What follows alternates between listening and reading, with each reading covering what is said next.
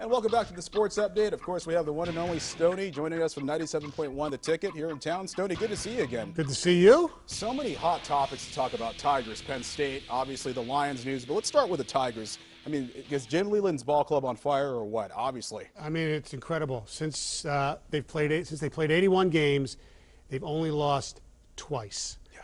And they're playing great baseball. And who would have thought that they'd take on the Angels and the White Sox and win 6 out of 7, and with only Verlander and Pfister each pitching just once.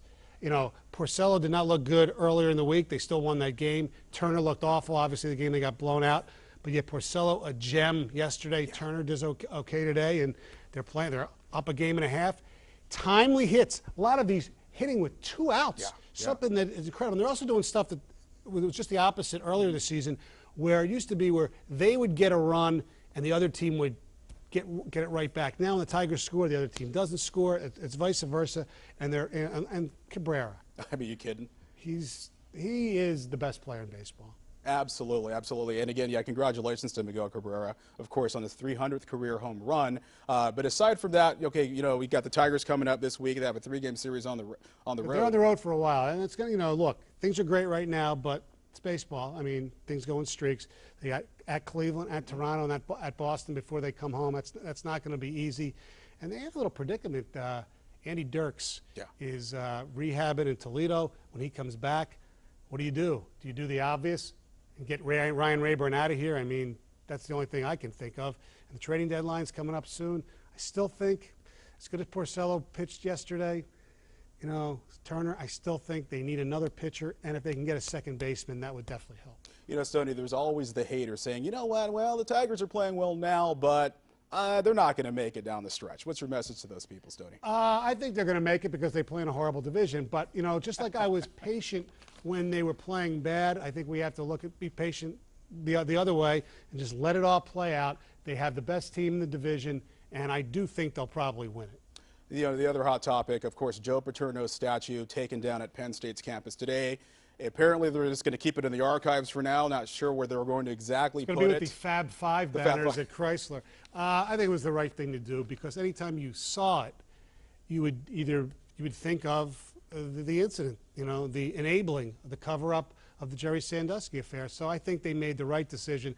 Kind of still controversial that they left the name up on the library, but him and his family did pay for it and raise the money, so I think that's okay too, I guess. Well, as we were talking about too, Stoney, before the show here, $60 million fine is what the university could be slapped with by the NCAA. Yeah. Talk about a big mark there. Tomorrow at 9 o'clock, NCAA is going to come down on sanctions, and they say it's not going to be the death penalty.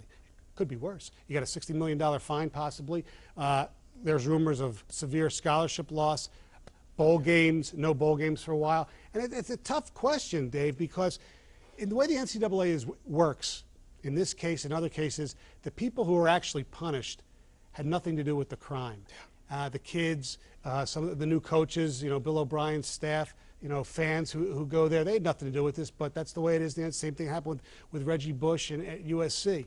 And that's the way it is, but I think they're going to lose major scholarships. You know, it's collateral damage. It's the most heinous thing we've ever heard about, so they should get slapped big, big, big. Now, Stoney, we're saving the last part for you because Lions cornerback, obviously, Aaron Berry, arrested for the 2nd time in, what, a month? Yes. What's going on? 2nd time, and he also had this little problem with the tweeting. If you remember, to Lions fans after the Saints game. Yeah. Aaron Berry is this week's Stonehead. Aaron Berry. Okay, look, you had the problem with the DUI. This is the 7th arrest for a Lion this season. It's crazy. You're supposed to go to a diversionary program, according to sources this week. What are you doing? Hire people. Brandishing a gun, 3 charges of simple assault. It's absurd. And I think the Detroit Lions have to make an example of Aaron Berry. Cut his butt. I know you'll say, well, Nick Fairley got in trouble twice. I don't care. They invested a lot of money in Nick Fairley. They didn't invest anything in Aaron Berry. Aaron Berry, sorry, go play for the longest yard team. You are a Stonehead. You heard it. And talk about a huge, huge distraction with guys heading into training camp this week. I mean, what does Jim Schwartz tell his team? This is really bad news. They were supposed to, you know, take care of this when they were here for OTAs. He talked to everybody. and you're completely disregarding, you know, what the coaches and the management tell you, it's ridiculous. Stoney, as always, we appreciate the perspective. All right, we'll see you next week. You can catch Stoney on 97.1 The Ticket, weekdays from 6 to 10 a.m. Stoney and Bill Show, be there.